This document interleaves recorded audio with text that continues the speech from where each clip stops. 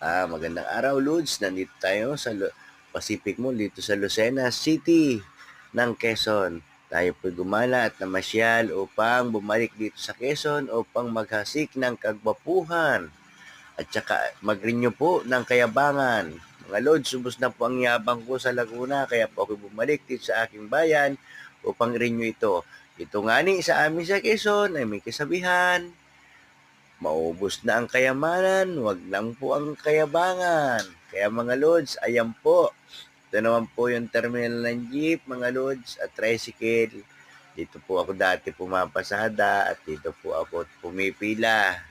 Kaya mga Lods, tingnan nyo po, ang gwapo ko. Ayan o, galit na galit po. Kasi dami pong mga babae nagkaka-interest dyan.